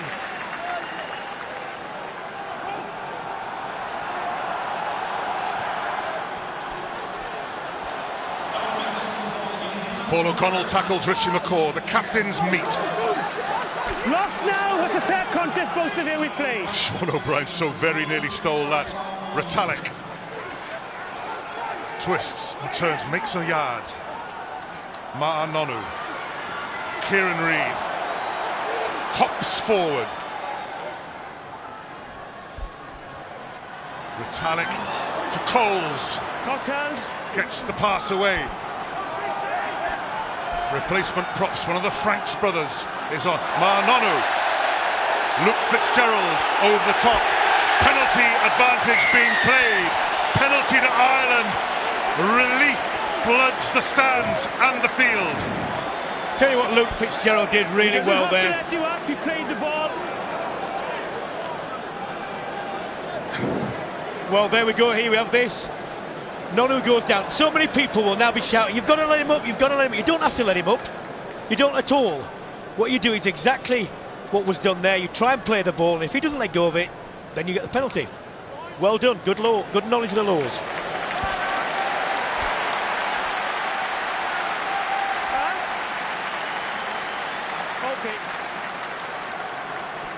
Ireland, rarely in the second half, are in New Zealand territory.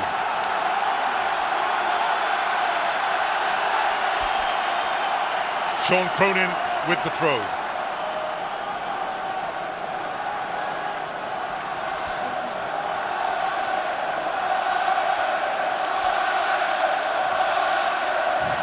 Safely delivered by Toner. Sexton, Luke Fitzgerald, Rob Carney from fullback. Carney going, still going. Nonu comes across. Conor Murray in midfield. Kevin McLaughlin, the new player, he makes a couple of yards when it seemed he would go down. Sexton, Sean Cronin, Paul O'Connell,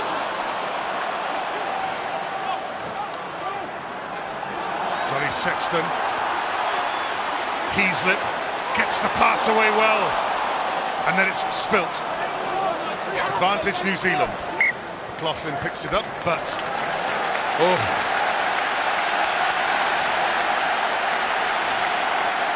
New Zealand with the changes.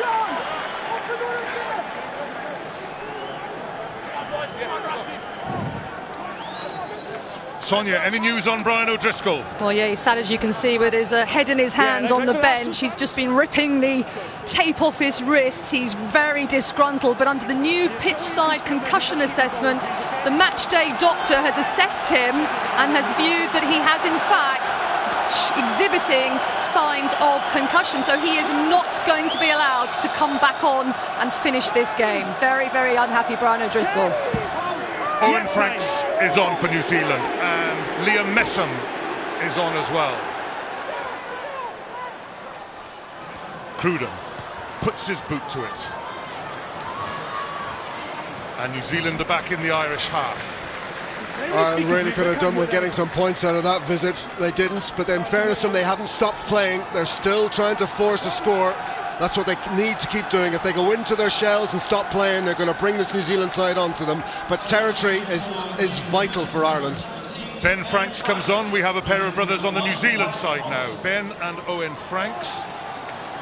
We also have Ryan Crotty is on, out in the three quarters. Cronin.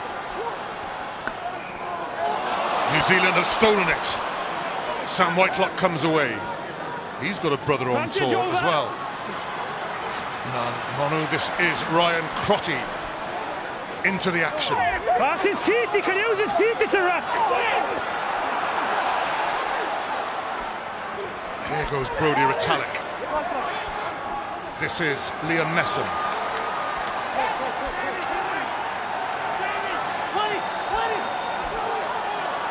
Aaron Smith comes away with it. Retallick, Aaron Cruden, that little stab through right-footed. Rod Carney sorts it out again. Kieran Reid with the tackle, ball out of play. The crowd think he was taken in the air. You jumped and landed into him, okay? I'm going to carry on with that. I'm happy he jumped and landed in. Do you want to check, or are we happy to go? Huh? Hang on, time out. Check, okay. We're going to check. Graham, my first instinct is that he caught it and landed into him. So unless that black has willfully taken in the air, we're going to carry on. Have a look for me, please. Thank you.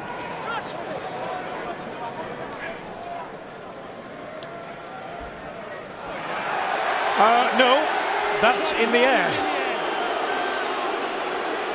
Well, I think the crowd read that one right. You had time not to make the tackle. Penalty here, back you go. Decision is made. Thank you.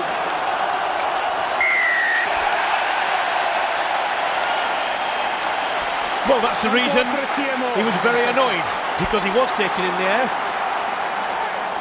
Nigel Owens reversing his initial thoughts on presentation of proper evidence.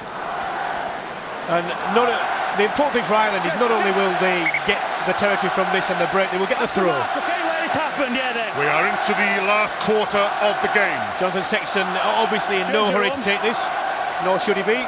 He's just got to make touch. Don't be too ambitious. Good. Touch safely found. And whilst Ireland will be looking at the clock ticking down, alongside that, New Zealand have got to score 2 converted tries. There's a decent margin here, provided they stay disciplined and in control. Kevin McLaughlin down to Sean Cronin on the bounce. Jamie Heaslett tries to cut inside Richie McCaw.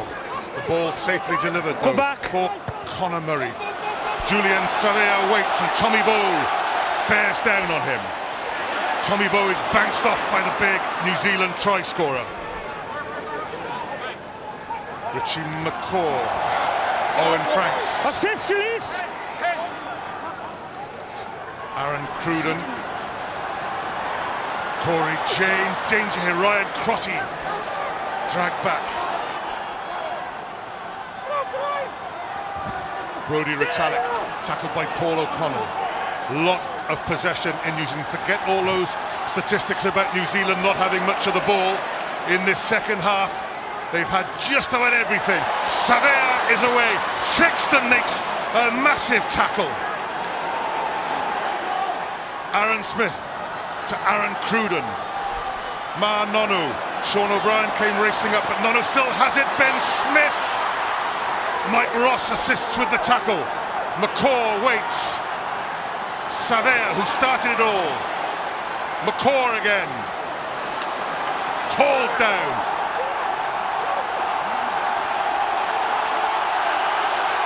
Retallick. Kieran Reid to Owen Franks. Here goes Franks again. I think he's got that down. Looks very much like the try will be awarded. Try is good. It is. Blood pouring from his eye, but Owen Franks is the try scorer. Well, a reward for New Zealand. Doing what Ireland did in the first half, staying disciplined when in possession, going through the phases, being direct, getting quick ball. Just, yeah, try. It's brother Bren. Ben Franks is over. Well, that's what Ireland really didn't want, to have New Zealand within a score and 15 minutes left on the clock. They've just stopped playing a little bit, Ireland. They've conceded territory. They haven't been able to get into the New Zealand half and spend enough time in the New Zealand half, and they're bringing New Zealand onto them a little bit. They've got the penalty, got the line out, but those Gary Owens are ceding possession and territory back to New Zealand. Last 15. Massive.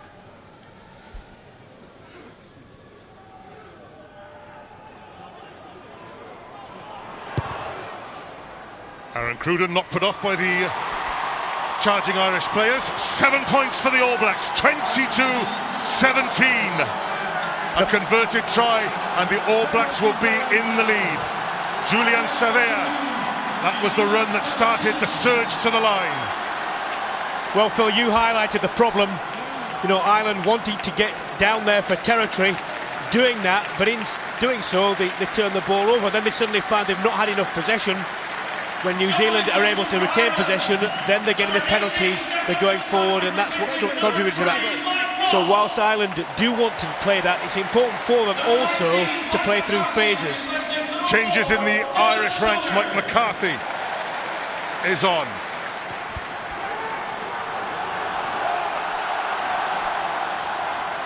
And in the front row, Declan Fitzpatrick is on. Fresh legs. Ireland lead by 5 points.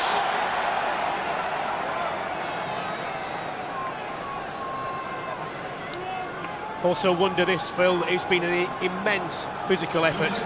You know, Paul O'Connell to the fore, Heaslett, O'Brien, the usual suspects. How much have they got in the tank? If they've just got enough to sustain the intensity, it will take them home. I believe psychologically, if they believe they can shut this out, they will have the energy. But what will sap their energy is if they feel that they're being chased down against probably the best chasing down team in world rugby. Well, this is what they haven't done this half, and they did so successfully in the first half, which is a good sign. It's an excellent driving maul from the line out, and still they rumble forward. Sam Whitelock through the middle. Has gone through the middle, says Nigel Owens. There it is, the ball is there for Conor Murray. It has become a ruck now. Cian Healy wakes over the ball. Play it quickly. Cian Healy takes on Dane Coles. Taken up by Kevin McLaughlin. Johnny Sexton for Tommy Bowe. Beautifully caught out of the air by the replacement Bowden Barrett. Ben Smith, here is Bowden Barrett. McCaw first there. Held up by Mike McCarthy, but delivered for Aaron Cruden and the Franks brothers. Ben Franks now with the white headband. Barrett wriggles away from the uprushing Mike McCarthy.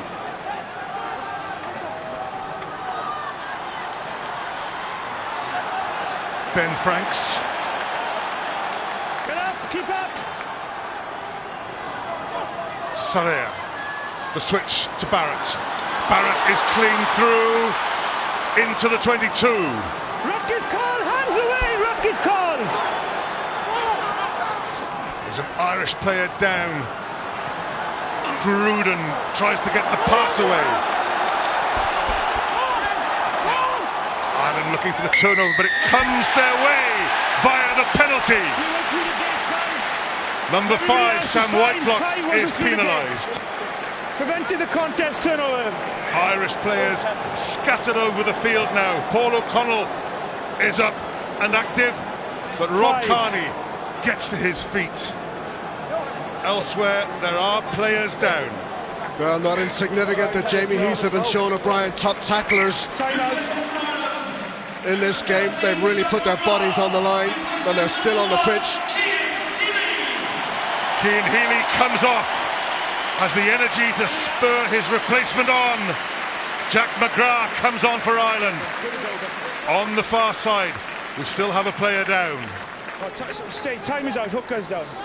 Well, Eddie, whilst the Irish scramble defence did wonders there to keep the Kiwis out, that all came from what I consider a nonsensical kicking of the ball when they just had a successful drive, could have punched it in midfield, gone again. You know, that sort of cross kick, if it lands in and around the line, where if you catch it you're over the line, fine. All that would have happened, he'd have caught it and gone onto the 22 with players around him with no momentum and possibly held up. You know, when you've not had the ball for a significant period of time and just conceded, why kick it away? Sean Cronin is up, and well, if he went off, we'd have uncontested scrums. Time on.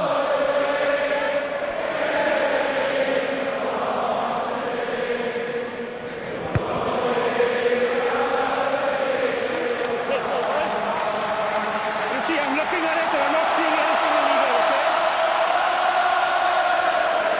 Let him come down, okay? I know it's very marginal, but let him come down.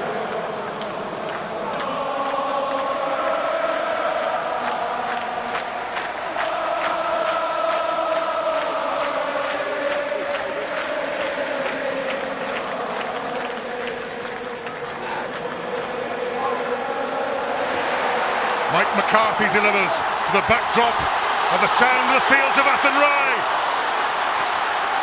It's been hacked clear. Advantage being played. Ireland have that advantage. Knock on by New Zealand. 10 minutes to go. Ireland 5 points in front. See the difference there, putting the ball boot for a purpose. Well, this might be the 10 minutes of these Irish players' life, but to be honest, this is the biggest 10 minutes of a rugby nation's life. The one team they've never beaten before. If ever there was a time to put your heart and soul and body on the line, it's this 10 minutes. And if the crowd could take it home for them, they would. It's deafening in here. Crowds. What an atmosphere. Conor Murray to feed the scrimmage. We're in the New Zealand half. Yes, 9. Stay in your own side, stay in your own side. Liam Nesson tries to put a boot into the Irish scrum.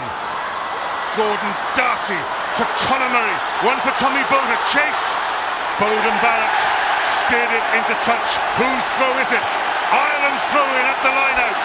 Catch and drive, catch and drive. But it doesn't take a rocket science to work out what the tactics are here. Catch and drive all day long. Easier said than done sometimes when destiny is a tantalising 9 minutes away. Played 27 in the history of the fixture. New Zealand have won 26. There was a draw back in 73. Ireland 8.5 minutes away from making history. Paul O'Connell with the catch. Sean O'Brien secures, takes a step back into the driving seat.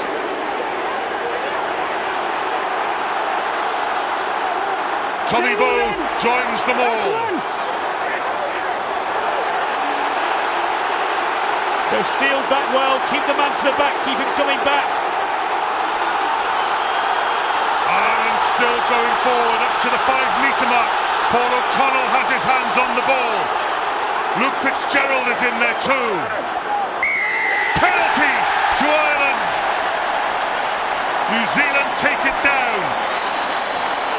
Can Johnny Sexton make the 5-point gap into an 8-point gap? He's got to try.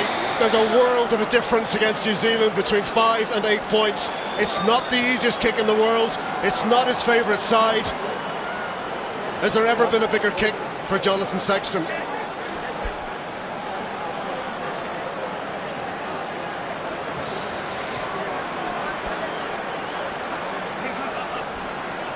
Well, he looks cool, doesn't he?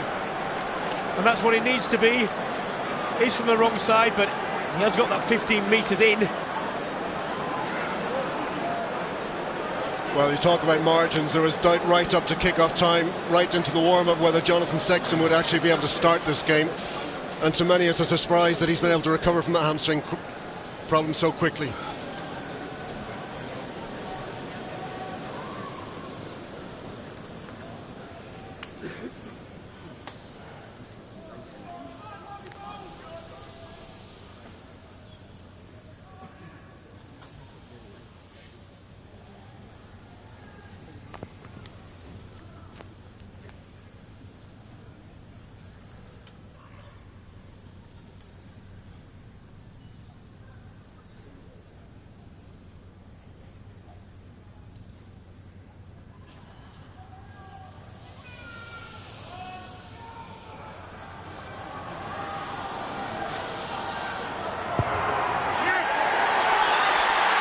Slides past the post.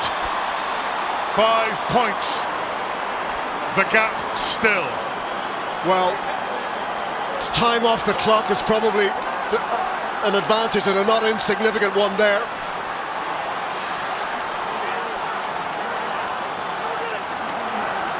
New Zealand have possession. Brodie Retallick. Aaron Cruden, Nonu. Tommy Bowe came in fast, and it worked. Tommy Bowe and Jamie Heaslett try and hold up Julian Savea. It's there for Smith, and now Cruden. Retallick out in the three-quarter line. Ball is called. Jack McGrath Ball busy available. trying to keep the New Zealanders up. Kieran Reid. Good tackle on him by Luke Fitzgerald. Owen Franks. Retallick delivers for Smith. Nonu. Tommy Bowe has to cover 3 players and does well. Ball out, Irish throw, just inside the New Zealand half. Mike McCarthy is congratulated. Hugely important that, because it gives Ireland the throw from where I confidently predict they will drive the ball again.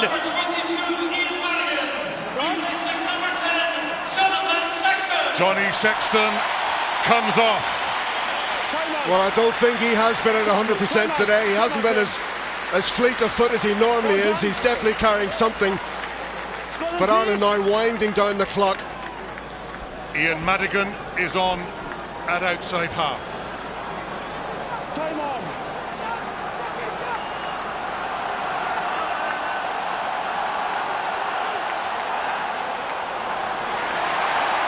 Jamie Heaslip won the line-out. Ian Madigan straight into the action. Tommy Bowe turns wing into rucker. That's a ruck, release.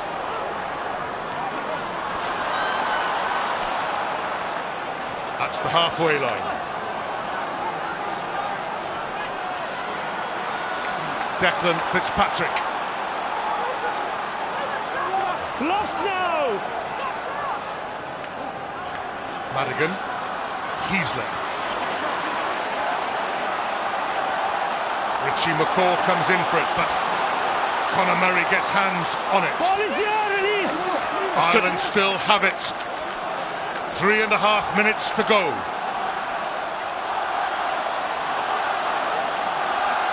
Sean O'Brien, what a game the number 7 has had. Jamie Heaslip.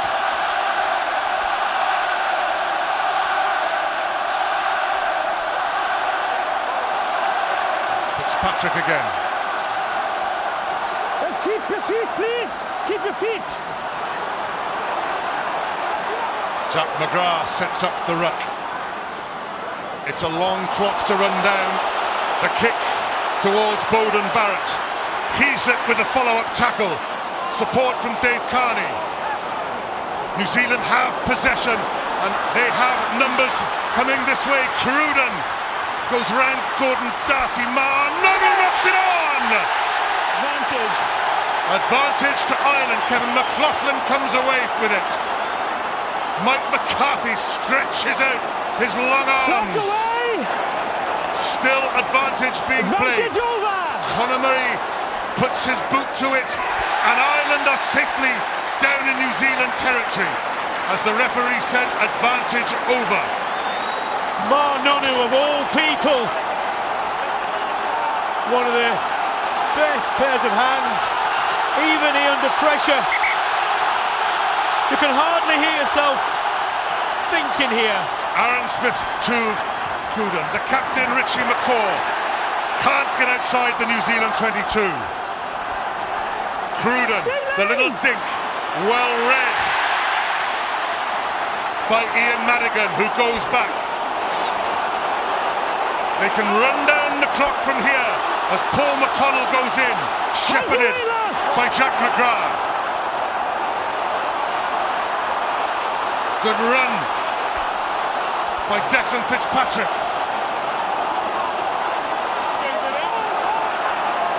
Paul O'Connell. Rob Carney goes in. Conor Murray.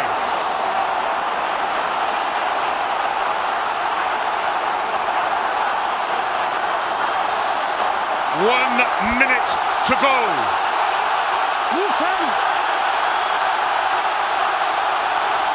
Every inch gained is so important. Each inch goes with a second. Luke Fitzgerald.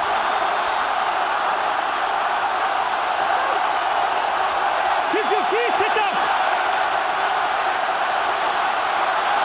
And on come the little charges by the replacements. Kevin McLaughlin this time. Penalty to New Zealand. 17, straight off your feet. 17. Jack McGrath penalised. 20 seconds to go. Aaron Smith takes it quickly. Ben Smith. One last defensive set to go through. Eyes about boys now. Eyes about everything. Cruden, Kieran Reid.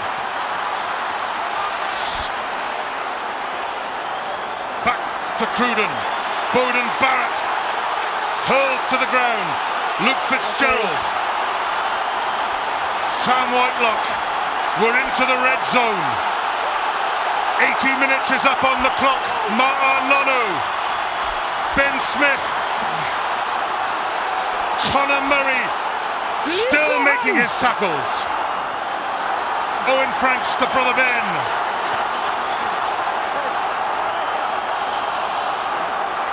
Cruden. They're queuing up out here. Kieran Reid, Gordon Darcy, Ben Smith, Sean O'Brien and Rob Carney bring him down. Away comes Nonu. Crotty with the ball. Cruden, Franks. Aaron Smith to Cruden. Savea. New Zealand so close to keeping their 100%. You're alive, Ma'a Nono. Gordon Darcy brings him down. Ireland slow up release. Cruden. Dane Coles gets the pass away. It's going to be the try for Ryan Crotty. Whistle has gone. Players are littered me, across the field. Just check the pass there, please. Yeah. Okay. Checking for the only thing that will prevent. Just checking, yes. What you have to say, if it is a try, was a phenomenal passage of play. Well, we said that they were the best chase down team in the world. The one little penalty. No, that's backwards. That's a try.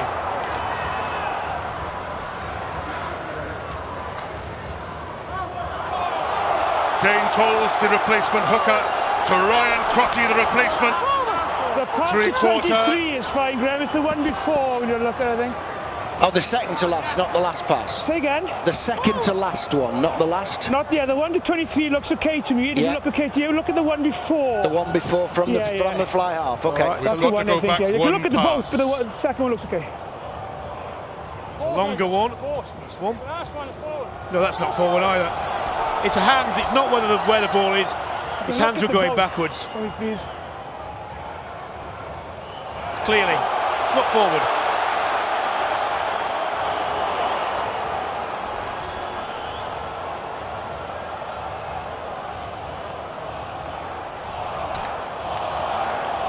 We wait to see if any pass has gone forward. It appears not. Okay, Nigel. Yes. Yeah, you may award the try. The pass is fine. The passes were fine. The pass is fine and may award the try. You may, yeah. The try has been awarded. The score is 22-all, and Aaron Cruden has the kick to win the game. The kick to make the New Zealand All Blacks the only team in the professional age from the top tier to go through a calendar year having won all their games, 14 out of 14. Well, one of the reasons why so many people, myself included, love sport is that it is drama writ large, and this will be the most awful of endings for Ireland if it goes over.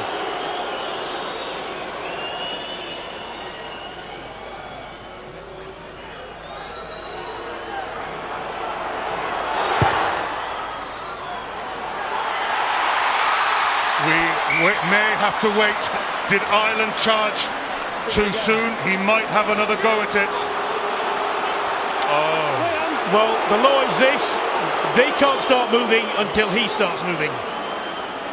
Get on your mark. Well, that's the second time that's happened today. Yeah. Aaron Cruden takes a little half step back to settle his feet before he makes his run up.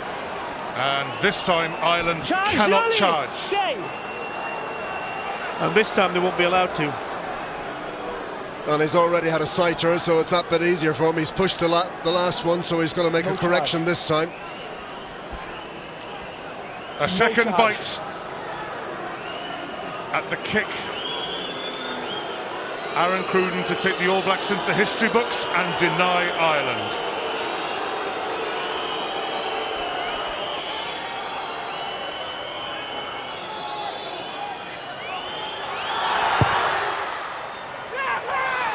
second time he gets it right, and New Zealand have won what has to be one of the most pulsating games of rugby union we'll ever have the privilege of watching. It was a fantastic game of rugby, and New Zealand have won it by the slenderest of margins. They have beaten Ireland by 24 points to 22. Well, New Zealand won that game. They were dominated for, you could say, the best part of 80 minutes. They played a hell of a lot of rugby in overtime to win that, and that's what they can do. Well, awful for Ireland, heartbreaking for Brian O'Driscoll. What can you say? It was an effort which deserved. Well, no, actually, in sport, it doesn't count what you deserve. It was a tremendous effort from Ireland. They were unlucky. New Zealand, what can you say? Winners. Final score here at the Aviva Stadium: Ireland 22, New Zealand 24. Well, some of the last words we said before the game began was that even when they're on the ropes, they somehow, from somewhere, inexplicably sometimes, they find the killer, the sucker punch, and they found it again. And that particular chapter in Irish sporting history remains still to be written. It was magnificent on every level, on every degree. It was an incredible performance by Ireland. And at the end of it all, with that last passage of play, which was off the chart, the best that the All Blacks played in the whole game, probably proved that that's why they are the team that they are. It was truly outstanding and gut-wrenching, and I've had butterflies for the first time in many a year.